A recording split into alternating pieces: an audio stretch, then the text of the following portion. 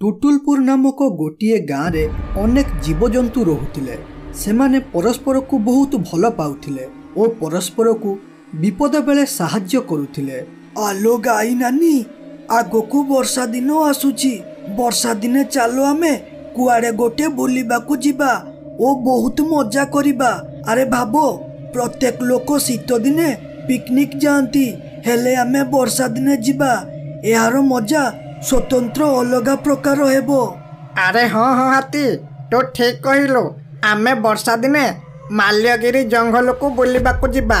मु सुनिछि सेठारे काले वर्षा दिने भल स्वादिष्ट घास खाइबाकू मिले। तमे तमर बुल, हेले मु घास खाइबा उपरे फोकस करिबे। तेणु ए विषय आमे आउ अल्प दिन भितरे कथा हेबा। से दुई जन एपरी कथा हेउथिबा बेले सेठाकू टुनटुन चढ़ई आसिला ओ कहिला, अरे तमे दुई जन एपरी की कथा हेउछो जेउथि पई तमे भारी खुशी थिबा परी लागुछ। तमे दुई जन कोन गुप्त धन पाई गलो की? अरे टुनटुन चढ़ई, एठाकू आसिलु भल कलु। आमे दुई जन एबे कथा हेउतलो वर्षा दिने माल्यगिरी जंगल को बुली जिबा पाई। तू कोन कहूछु कह, आमे बुलिबाकू जिबा ना जिबानी? अरे कोन कहूछ तुमे दुई जन वर्षा दिन रे बुलिबा? एहा सुनिला बेलको मते बहुत खुशी लागुची, कारण मते वर्षा दिन बहुत भल लागे। आउ एमिति रे मु आज दुईटी अंडा देइछि। वर्षा दिन बेलको सेथिरु छुआ बाहरिबो ओ बड़ होई जाइथिबो। तेणु तम साथी रे मु एवं मोर छुआ मध्य जेबो। एपरी कथा होई तीन जन बहुत खुशी हेले, किंतु सेमाने जानि नथिले बहुत शीघ्र तांको खुशी भांगी जिवो बोली। कारण तांको गाँ ठारू किछि दूर रे गोटिए जंगल थिला ओ से जंगल रे एक भयंकर भूत पिचासिनी रहुथिला। अरे आगकू वर्षा दिन आसुची। वर्षा दिन रे मते खाद्य खोजिबा पाई बहुत कष्ट होई जिवो। तेणु मते किछि गोटे करी एबेठारू खाद्य संग्रह करबाकू पड़िबो, जहा द्वारा मोर वर्षा दिने आउ खाद्य खाइबा पाई किछि असुविधा हेबनी। हेले मु कौन करी बहुत खाद्य संग्रह करिबी? कौन करिबी? अरे हाँ, एपरी परिस्थिति रे मते काऊ मौसा साहाय्य करि परिबे। अरे ओ काऊ मौसा, कुआडे गलो? शीघ्र एठाकू आस, मते तुम साहाय्यर आवश्यक अछि। ए आवाज सुनी कुआ कहिला, अरे लागुची पिचासिनी मते डाकुची बोधे। तेणु मते ता पाखकू जिबाकू पड़िबो। मते से डाकुची माने निश्चित किछि साहाय्य मागिबो ओ मु साहाय्य बदल रे ताटारू टंका मागी आनिबी। एपरी कही कुआ पिशाचिनी पाखकू गला ओ सेठारे पहुंची कहिला, अरे ये पिशाचिनी कह, मते तो पाखकू काहेकि डाकिलु ओ मो पाखरे तोर एमिति की काम पड़िला की? अरे कुआ मौसा, तमे तो जानिछ आगकू वर्षा दिन आसुची।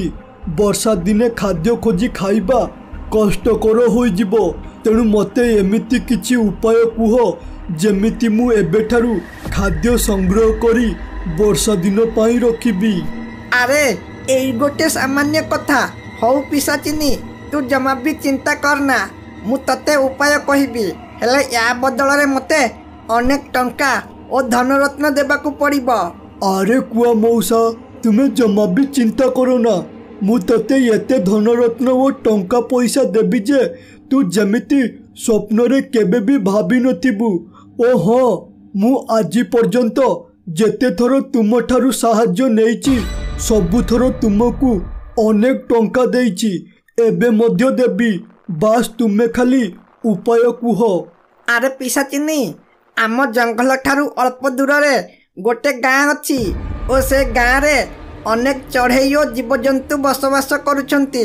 बास तुमे काली सेठाकू जीव ओ लुचिकी सेमानंकर अंडा ओ छुआ को चोरी करी आनिबो ओ घरे साइतिकी रखिबो एवं वर्षा दिने खाइबो।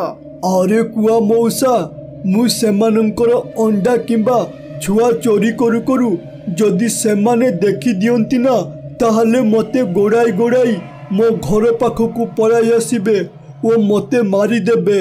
अरे पिशाचिनी, तू एते बड़ मूर्ख बोली मु जानी नथिली कारण तू तो हेउचु पिशाचिनी तो पाखरे अनेक पावर अछि तू तोर पावर व्यवहार करी बहुत ऊंचा को उड़ी की पळाइबू ओ चढ़ई माने बेसी ऊंचा उड़ी पारिबे नाही। एक कथारे पिशाचुनी राजी होईगला एवं निजर रूप परिवर्तन करी टुटुलपुर गाँ को गला ओ सेठारे पहुंची देखिला गोटिए गाई ओ चढ़ई गाँ रे बसिचंती। एहा देखि पिशाचिनी कहिला अरे एइटा हेउची ठीक समय मु जाउची ए गाई ओ चढ़ई सह कथा होई ए गाँ विषयर समस्त तथ्य नहीं जीवी एवं उपयुक्त समय देखि गोटे परे गोटे सबु जीवजंतुंकर छुआ ओ अंडा को नहीं साइती रखिबी वर्षा दिन पाई। एपरी कही से गाई पाखक गला ओ सेठी पहुंची कहिला अरे ए गाई नानी नमस्कार मु एई पाख स्कूल रे चाकरी करिछि मु रहिबा पाई गोटे भड़ा घर खोजुछि कौन तमे मते कहि परिबो कि ए गाँ रे किए घर भड़ा देउछि। अरे सार नमस्कार ताहले आपण आम गाँ स्कूल रे चाकरी करिसंती हेले सार आम गाँ रे अनेक जीवजंतु रहुचंती तेणु घर भड़ा केही भी देबेनी। हौ छाड़ो नानी घर भड़ा न मिलला नहीं सेथिरे कौन हैला किछि कथा नहीं बास खाली एतिकी कुओ तम गाँ रे केते छुआ स्कूल को पाठ पढ़िबा को जाउछंती ओ आहुरी आगो को केते छुआ जिबे पाठ पढ़िबा पाई। सार आम गाँ रु पाखापाखि 20 जन छुआ स्कूल को पाठ पढ़िबा को जाउछंती आउ हाँ आम गाँ रो अनेक चढ़ई एई अल्प दिन हेब अंडा देइछंती सेमानक अंडारू आउ अल्प दिन परे छुआ बाहरिबो ओ सेमाने स्कूल मध्य जिबे। एहा सुनी पिशाचुनी बहुत खुशी होईगला ओ मने मने भाबिला अरे वाह ए गाँ रे तो अनेक छुआ स्कूल जाउछंती ओ अनेक चढ़ई मध्य अंडा देइछंती ए कथा भाबिला बेलकू मो पाटिरु खाली लाळ गडुछि लाळ। हौ एबे एठारु जिबाकू पड़िबो ओ काली आसी गाँरु अंडा चोरी करिबाकू पड़िबो। हौ नानी आज टाइम होई गलानी मु जाउछि कोउठी गोटे भड़ा घर खोजी रही जीवी नहले मते पुणी केउठी रास्ता रे सोइबाकू पड़िबो।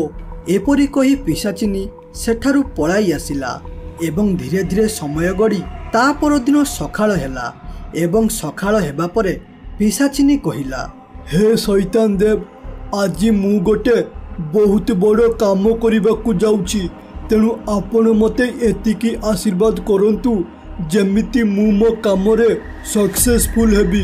एपरी कही पिशाचिनी पळाई आसिला गाँ आड़कू ओ गाँ रे पहुँचबा मात्रे ताकू हठात अंडार बास्ना आसिला तेणु से कहिला अरे बा बढ़िया अंडा बास्ना आसुची लागुची कौनसी एक चढ़ई ए आख पाखरे अंडा देइछि बोधे तेणु मते शीघ्र अंडा खोजिबाकू पड़िबो।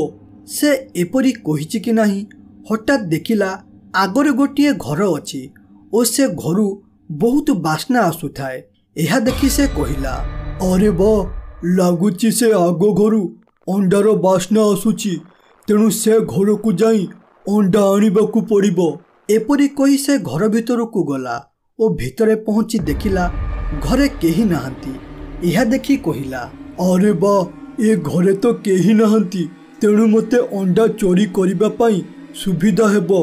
हौ आउ बेसी विलंब न करी जाउछि ए अंडा नहीं पळाइबी। से एपरी कही अंडा धरी पळाइला।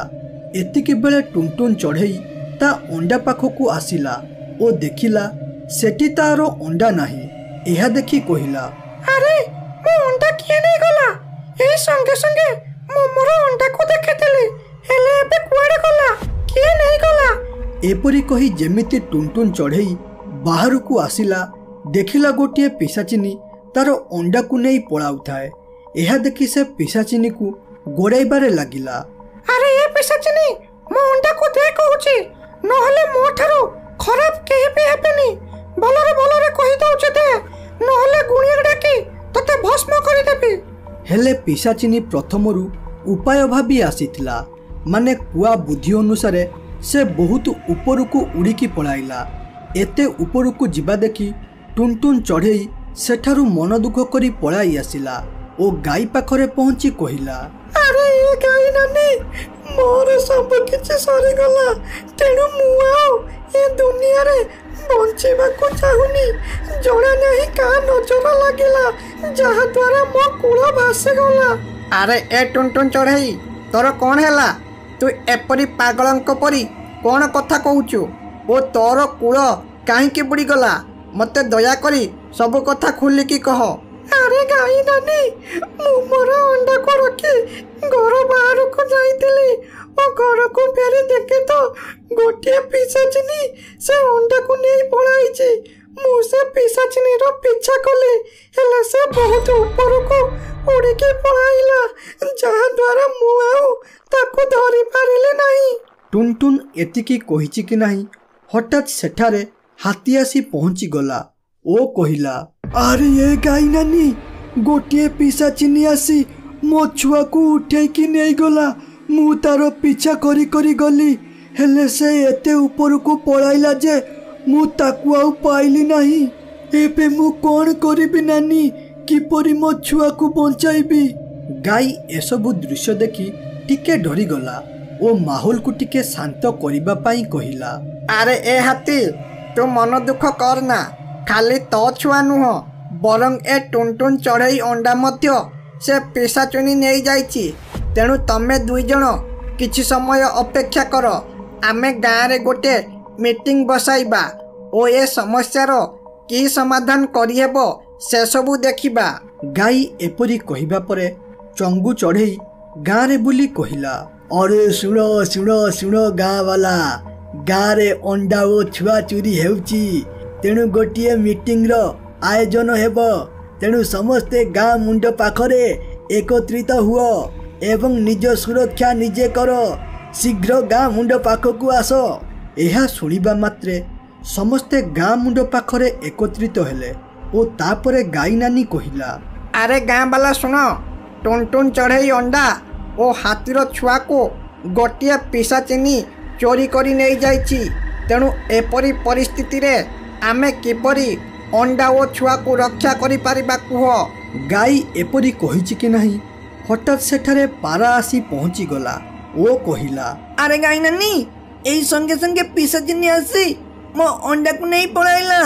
मु तार पीछा करिबारु से बहुत ऊपर को उड़ी के पळाइला तेणु मु आउ ताको धरि पारिली नहीं।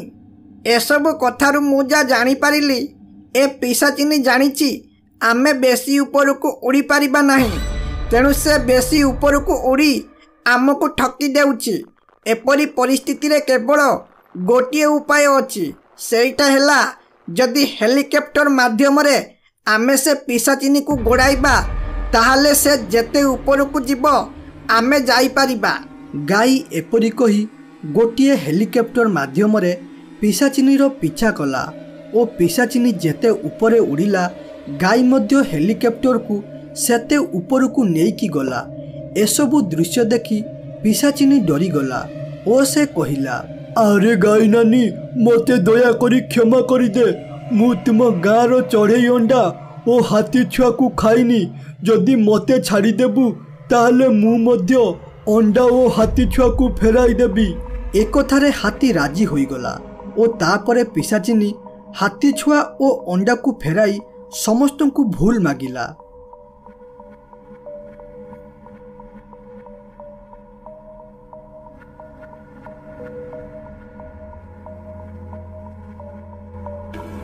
अरे बा मो बाड़ी रे केते आंब फळिची ओ ए आंब सबु पाची आसिलाणी। तेणु ए वर्ष आंब बिकी मोर बहुत टंका रोजगार हेबो। हेले ए आंब को चोरी करिबा पाई गाँव रो अनेक छुआ ओ बड़ लोक आसीबे। तेणु मते किछि गोटे करी मो आंब को बंचेइबा को पड़िबो। हेले कौन करिबी से एपरी कहूतिबा बेले हठात सेई बाट देई गोटिए बाबा जाउथिले ओ से रघुआ मौसा को देखि रही गले ओ कहिले, अरे ए मौसा मु गोटे चला पथिक बाबा पाखापाखि 2 दिन हेबो एणे तेणे बुलुची। ହେଲେ ଏପର୍ଯ୍ୟନ୍ତ ମୁଁ କିଛି ବି ଖାଇନି। ତେଣୁ ମୋତେ କିଛି ଖାଇବାକୁ ଦିଅ। ମୋତେ ଖାଇବାକୁ ଦେଲେ ଭଗବାନ ତୁମର ମଙ୍ଗଳ କରିବେ। ବାବା ଏପରି କହିବା ପରେ ରଘୁଆ ମଉସା ଆମ୍ବ ଖାଇବା ପାଇଁ ବାବାଙ୍କୁ ଦେଲେ ଓ ବାବା ସେ ଆମ୍ବକୁ ଖାଇବାରେ ଲାଗିଲେ। ବାବା ଆମ୍ବ ଖାଇବା ପରେ ତାଙ୍କୁ ବହୁତ ଭଲ ଲାଗିଲା। ତେଣୁ ସେ କହିଲେ, ଆରେ ଏ ମଉସା, ତୁମେ ଏ ଭୋକିଲା ଚଲା ପଥେଇକୁ ଖାଇବାକୁ ଦେଇ ତାର ଜୀବନ ବଞ୍ଚାଇଛ। ତେଣୁ ତୁମେ ମୋତେ କ'ଣ ମାଗିବା କଥା ମାଗ, ମୁଁ ତୁମକୁ ସାହାଯ୍ୟ କରିବି। ଏହା ଶୁଣି ରଘୁଆ ବହୁତ ଖୁସି ହୋଇଗଲା ଓ ସେ କହିଲା, ବାବା, ମୋର କିଛି ବି ଦରକାର ନାହିଁ। ବାସ୍ ଖାଲି ଗୋଟେ ସାହାଯ୍ୟ କର। ସେଇଟା ହେଉଛି ମୋ ଆମ୍ବର ସୁରକ୍ଷା। ମାନେ ମୋ ଆମ୍ବ ଗଛରେ ଅନେକ ଆମ୍ବ ଫଳୁଥିବାରୁ ଅନେକ ଲୋକ ଓ ଛୁଆ ୟାକୁ ଚୋରି କରିବାକୁ ଆସିବେ। ତେଣୁ ତମେ ମୋତେ ଏପରି ସାହାଯ୍ୟ କର ଯେମିତି ମୋ ଆମ୍ବକୁ କେହି ଚୋରି କରିପାରିବେ ନାହିଁ। ଏହା ଶୁଣିବା ମାତ୍ରେ ବାବା ଆଖି ବୁଜିଲେ ଓ କିଛି ମନ୍ତ୍ର ମନେ ମନେ ପଢ଼ିବାରେ ଲାଗିଲେ। ସେ କିଛି ସମୟ ମନ୍ତ୍ର ପଢ଼ିବା ପରେ ହଠାତ୍ ସେଠାରେ ଗୋଟିଏ ଭୂତ ପ୍ରକଟ ହେଲା ଓ ତାପରେ ବାବା ଆଖି ଖୋଲି କହିଲେ, ଆରେ ଏ ଭୂତ, ଆଜିଠାରୁ ତୁ ଏ ଆମ୍ବ ଗଛର ସୁରକ୍ଷା କରିବୁ। ଆଉ ମନେ ରଖ, କାହାକୁ ବି ଏଠାକୁ ଆମ୍ବ ଖାଇବା କିମ୍ବା ଚୋରି କରିବାକୁ ଦେବୁନି ଓ ସମସ୍ତଙ୍କୁ ଡରାଇକି ବିଦା କରିଦେବୁ। ଏହା ଶୁଣିବା ମାତ୍ରେ ଭୂତ କହିଲା, ଠିକ୍ ଅଛି ବାବା, ଯେପରି ତମେ କହିବ ମୁଁ କରିବି। ଆଜିଠାରୁ ଏ ଆମ୍ବ ଗଛ ପାଖକୁ କେହି ଆମ୍ବ ନେବାକୁ ଆସିବେନି ଓ ଯିଏ ଏଠାକୁ ଥରେ ଆମ୍ବ ପାଇଁ ଆସିବ ସେ 100 ଥର ଭାବିବ। ଭୂତ ଏପରି କହିବା ପରେ ବାବା ସେଠାରୁ ପଳାଇଲେ। ଏହା ଦେଖି ରଘୁଆ ମଉସା ମନେ ମନେ ଭାବିଲେ, ଧନ୍ୟବାଦ ଭଗବାନ, ମୋର ଗୋଟିଏ ବଡ଼ ସମସ୍ୟା ଆପଣ ସମାଧାନ କରିଦେଲେ। ଏବେ ଯିଏ ବି ଏଠାକୁ ଆମ୍ବ ଖାଇବାକୁ ଆସିବ, ଭୂତ ତାକୁ ଏପରି ଡରାଇବ ଯେ ସେ ଯେମିତି ସ୍ୱପ୍ନରେ ଭାବି ନଥିବ। ଏପରି ଭାବି ରଘୁଆ ମନେ ମନେ ବହୁତ ଖୁସି ହୋଇଗଲା। ଏବଂ ରାତି ହେବା ପରେ ବିଜୁ ନାମରେ ଗୋଟିଏ ଲୋକ ଆମ୍ବ ଚୋରି କରିବା ପାଇଁ ରଘୁଆ ମଉସା ବାଡ଼ି ପାଖକୁ ଆସିଲା ଓ ସେଠାରେ ପହଞ୍ଚି କହିଲା, ଆରେ ଲାଗୁଛି ଏଠାରେ ରଘୁଆ ମଉସା ନାହିଁ। ଏଇଟା ହେଉଛି ଠିକ୍ ସମୟ। ଏତେ ସାରା ପାଚିଲା ଆମ୍ବ ଏ ବାଡ଼ିରୁ ଚୋରି କରିବା ପାଇଁ ଯାଉଛି। ଆଉ ବେଶୀ ବିଳମ୍ବ ନକରି ଏଠାରୁ ଶୀଘ୍ର ଆମ୍ବ ନେଇ ପଳାଇବି। ସେ ଏପରି କହିଛି କି ନାହିଁ, ହଠାତ୍ ଗୋଟିଏ ଆବାଜ ଆସିଲା, ଆରେ ଏ ରାଜୁ, ତୁ ଆମ୍ବ ନେବାକୁ ଆସିଛୁ, ଶୀଘ୍ର ଆମ୍ବ ନେଇଯା। ନହେଲେ ମୁଁ ଯଦି ରାଗେ ତାହେଲେ ଏହାର ପରିଣାମ ବହୁତ ଖରାପ ହେବ। ଏହା ଶୁଣି ବିଜୁ ଟିକେ ଡରିଗଲା ଓ ଡରି ଡରି କହିଲା, ଆରେ କିଏ ମୋତେ ଏପରି ଡରାଉଛ କାହିଁକି? ଦେଖ, ତୁମେ ବି ମୋ ପରି ଆମ୍ବ ଚୋରି କରିବା ପାଇଁ ଆସିଛ। ତେଣୁ ଭଲ ହେବ ତୁମେ ଆମ୍ବ ନିଅ ଓ ମୋତେ ମଧ୍ୟ ଆମ୍ବ ନେବାକୁ ଦିଅ। ବିଜୁ ଏପରି କହିବା ପରେ ହଠାତ୍ ସେଠାରେ ଭୂତ ପ୍ରକଟ ହେଲା ଓ କହିଲା, ଆରେ ମଣିଷ, ତୁ କ'ଣ ଭାବିଲୁ ଏଠାକୁ ଲୁଚିକି ଆସିବୁ ଓ ଆମ୍ବ ନେଇ ପଳାଇବୁ? ଏହା କଦାପି ସମ୍ଭବ ନୁହଁ। ଏ ଆମ୍ବ ବାଡ଼ି ହେଉଛି ମୋର, ତେଣୁ ଏଠାରୁ କେହି ବି ଆମ୍ବ ନେଇପାରିବେ ନାହିଁ। ଏହା ଶୁଣିବା ମାତ୍ରେ ବିଜୁ ଭୟରେ ସେଠାରୁ ଦୌଡ଼ିବାରେ ଲାଗିଲା ଏବଂ ଧୀରେ ଧୀରେ ସମୟ ଗଡ଼ି ତା ପରଦିନ ସକାଳ ହେଲା। ବିଜୁ ତାଙ୍କ ଘର ପାଖ ଦୁଇଟି ଲୋକ ସୁମନ ଓ ରଜତକୁ କହିଲା, ଆରେ ଭାଇ, ଲାଗୁଛି ଏଥର ଆଉ ଆମେ ରଘୁଆ ମଉସା ବାଡ଼ିରୁ ଆମ୍ବ ଚୋରି କରି ଟଙ୍କା ଇନକମ୍ କରିପାରିବା ନାହିଁ। କାରଣ ସେ ବାଡ଼ିର ଗୋଟେ ଭୟଙ୍କର ଭୂତ ରହୁଛି। ଯଦି ଆମେ ସେଠାକୁ ଆମ୍ବ ପାଇଁ ଯିବା ତାହେଲେ ସେ ଆମକୁ ଜୀବନରୁ ମାରିଦେବ। ଏହା ମୁଁ କାହାଠାରୁ ଶୁଣିକି କହୁନି, ବରଂ କାଲି ରାତିରେ ମୁଁ ମୋ ନିଜ ଆଖିରେ ଦେଖିଛି ରେ। ତେଣୁ ମୋ କଥାକୁ ମାନି ଏଥର ଆମ୍ବ ବାଡ଼ିକୁ ଯିବନି। ବିଜୁ ଏପରି କହି ସେଠାରୁ ପଳାଇଲା। ବିଜୁ ଗଲା ପରେ ସୁମନ କହିଲା, ଆରେ ରଜତ, ଦେଖୁଛୁ ତ ବିଜୁଟା କେତେ ବଡ଼ ସ୍ୱାର୍ଥପରଟା। ସେ ଏକଲା ଆମ୍ବ ବିକି ଚଳିବ ବୋଲି କିପରି ଆମକୁ ମିଛ କଥା କହି ଡରାଉଛି। ତେଣୁ ୟା କଥାକୁ ଜମା ବି ବିଶ୍ୱାସ କରନା। ହଁ ସାଙ୍ଗ, ତୁ ଠିକ୍ କହିଲୁ। ମୋତେ ବି ପ୍ରଥମ ଥର एकथा शुणी जमा भी विश्वास हेउनथिला। मु खाली अपेक्षा करिथिली से एठारु किपरि जीव ओ तापर बिजुर मिछ कथा विषय तुमको कहिथांती, हेले मु कहिबा पूर्वरु तुमे सब कथा कहिदेलो। हौ रजत, छाड़ से बाज्य कथा। आज रातिरे आमे रघुआ मौसा बाड़ी को आंब पाई जिबा ओ सेठारे किछि आंब आनिबा सह देखिकी आसीबा केते परिमाण रे आंब पाचिछि, सेही हिसाब रे आमे प्लानिंग करिबा। एहा सुनी रजत राजी होईगला। हेले एसबु कथा रघुआ मौसा गोटे जगार स्थायी शुणुथिला।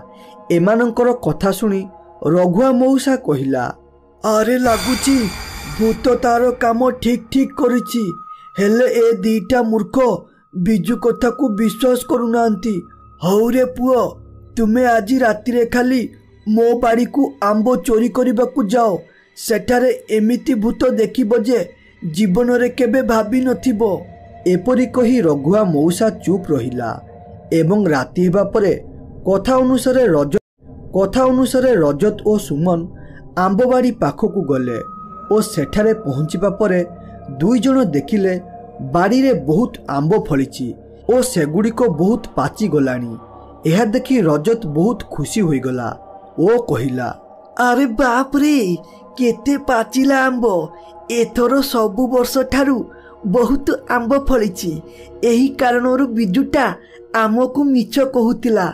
अरे ए सुमन, आउ विलंब काई करूछु, चल शीघ्र शीघ्र आंब बिछाई नहीं पळाइबा एठारू, नहले जदि सकाळ होइजिब ताहाले रघुआ मौसा एठाकू पळाई आसीबो ओ आमे आउ आंब नहीं पारिबा नाही। रजत एपरी कहिछि कि नाही हठात गोटिए आवाज आसिला, अरे हाँ हाँ रजत, तू ठीक कहलु रे, शीघ्र आंब नहीं एठारू पळा, नहले जदि सकाळ हेला ताहाले आंब नहीं पारिबो नाही। आउ जदि एबे आंब नेबाकू भाबुच ताहाले मो हातरू मरिबा पाई प्रस्तुत होई जाओ। एहा सुनिबा मात्रे सुमन टिके रागरे कहिला, हई रे मूर्ख बिजु, तू एपरी डराई भाबुचु एठारू आमको विदा करिदेबु। एपरी कदापि संभव नुह। आमे काहाकू डरुनु एवं एठाकू आसीचु माने जेमिति हेउ आंब नेइकि जीवु माने जीवु। आमको कोउ भूत किंबा तू अटकाई पारिबु नाही। सुमन एतिकी कहिबा परे हठात सेठारे भूत प्रकट हेला ओ कहिला, अरे हे मूर्ख मनीष, तू एई टिके पूर्वरु कोन कहउतलो? काहाकू डरुनु ओ एठारे आंब जेमिति हेउ नेइकि जीवु बोले। हो देखिबा किपरि तू आंब नेउछो। भूत एपरी कहिबा परे सुमन और रजत बहुत जोरे डरी गले एवं सुमन कहिला, अरे ए भूत भाई, दयाकरी मते छाड़ी दे, मोर भूल हो जाइछि। मु भाबिली आम घर पाख लोक बिजु एपरी कहूथिबो बोली, तेणु मु अजणारे एपरी कहिछि। मते एई थर छाड़ी दे, मु ओ मोर सांग एठाकू आउ केबे भी आंब चोरी करिबा पई आसीबु नहीं। ए मनीष, मु तते एई थर छाड़ी देउछि। आ मने रख, जदि आउ थरे तू एठाकू आसीबा पई चेष्टा करबो किंबा आंब नेबा विषय भाबिबो ताहले मो ठारो खराब आउ केही भी हेबे नहीं। ओ हाँ, मु ए आंब गछ जगुछि बोली ए विषय सबु गाँ बालांको पाखरे कहिदे। एहा सुनिबा मात्रे सुमन और रजत सेठारू भयरे पळाई आसिले एवं ता परदिन सकाळ हेबा परे सुमन बिजु को कहिला, अरे बिजु भाई, दयाकरी मते क्षमा करी दे, कारण मु तोर कथा को विश्वास न करी काली रातिरे से आंब गछ पाखकू जाइथिली ओ सेठारे पहुँचवा पर देखिली एक भयंकर भूत बाहरिला। खाली आम दुई जनकर बेल भल थिबारु से आमको छाड़ीदेला, नहले काली आम दुई जनकर मरिबाटा पूरा फाइनाल थिला। एहा सुनिबा मात्रे बिजु कहिला, अरे मु जानिथिली मो कथा को केही भी विश्वास करिबे नाही बोली, कारण समस्ते भाबुचंती ए जुगरे कुआड़े भूत नाही बोली। मो कर्तव्य थिला मु कहिदेली। एबे जे विश्वास न करी रघुआ मौसा बाड़ी को जीव तार मृत्यु सुनिश्चित हेबो। एक कथा राकेश बिजु पाखरे छिड़ा होई सुनुथिला। राकेश थिला बहुत चालाक ଓ ଦୁଷ୍ଟ। ତେଣୁ ସେ ଏସବୁ କଥା ଶୁଣି ତାର ସାଙ୍ଗମାନଙ୍କ ପାଖକୁ ଗଲା ଓ ସେଠି ପହଞ୍ଚି କହିଲା, ଆରେ ସାଙ୍ଗମାନେ, ଗୋଟେ କଥା ଶୁଣିଲଣି ନା ନାହିଁ? ରଘୁଆ ମଉସା ବାଡ଼ିରେ କୁଆଡ଼େ ଗୋଟିଏ ଭୂତ ରହୁଛି ଓ ସେ ଭୂତ ଆମ୍ବ ବାଡ଼ିକୁ ଯାଉଥିବା ଲୋକଙ୍କୁ ଡରାଉଛି। ମୋତେ ଯାହା ଲାଗୁଛି ଏଥର ଆମେ ଆଉ ଆମ୍ବ ଚୋରି କରିପାରିବା ନାହିଁ। ଆରେ ସାଙ୍ଗ, ଏଇ ସାମାନ୍ୟ ଗୋଟେ ଭୂତ କଥା ଶୁଣି ଆମେ କ'ଣ ହାର ମାନିଯିବା? ସେ ଆମ୍ବ ବାଡ଼ିରେ ଭୂତ ଥାଉ କି ରାକ୍ଷସ ଥାଉ, ସେ ଜାଣିନି ତା ସାମ୍ନା କାହା ସାଥିରେ ହେବ ବୋଲି। ଆରେ ସାଙ୍ଗ, ଡରିନି, ଆମେ ଆଜି ରାତିରେ ଆମ୍ବ ପାଇଁ ଯିବା ଓ ଆମ୍ବ ଆଣିବା। ଆଉ ଯଦି ସେ ଭୂତ ବାହାରେ ତାହେଲେ ଶୁଣ। ସୁରେଶ ଏପରି କହି ରାକେଶ ଓ ସଞ୍ଜୟକୁ ସବୁ କଥା ଗୋଟି ଗୋଟି କରି କହିଲା କିପରି ସେମାନେ ରାତିରେ ଆମ୍ବ ଚୋରି କରିବା ସହ ଭୂତର ସାମ୍ନା କରିବେ। ଏବଂ ଧୀରେ ଧୀରେ ସମୟ ଗଡ଼ି ରାତି ହୋଇଗଲା ଓ ରାତି ହେବା ପରେ ପ୍ରଥମେ ରାକେଶ ଆମ୍ବବାଡ଼ିକୁ ଗଲା ଓ ସେଠାରେ ପହଞ୍ଚି କହିଲା, ଆରେ ବାପରେ, କେତେ ପାଚିଲା ଆମ୍ବ! ଯାଉଛି ଏ ଆମ୍ବକୁ ତୋଳି ମୋ ବ୍ୟାଗରେ ପୁରାଇ ଘରକୁ ନେଇଯିବି ଓ ବଜାରରେ ବିକି ଟଙ୍କା ରୋଜଗାର କରିବି। ସେ ଏପରି କହିଛି କି ନାହିଁ, ହଠାତ୍ ସେଠାରେ ଭୂତ ପ୍ରକଟ ହେଲା। ହେଲେ ଭୂତ ଜାଣିନଥିଲା ରମେଶ ପ୍ଲାନ୍ କରି ଏଠାକୁ ଆସିଛି ବୋଲି। ଭୂତ ପ୍ରକଟ ହେବା ପରେ ଅନ୍ୟ ପାର୍ଶ୍ୱରୁ ସୁରେଶ ଭୂତ ଲାଞ୍ଜରେ ନିଆଁ ଲଗାଇଦେଲା। ଭୂତ ଲାଞ୍ଜରେ ନିଆଁ ଲାଗିବା ଦେଖି ସେଠାରୁ ଭୟରେ ଦୌଡ଼ିକି ପଳାଇଲା ଓ ତାପରେ ଏ ତିନି ଜଣ ଆମ୍ବ ତୋଳିଲେ।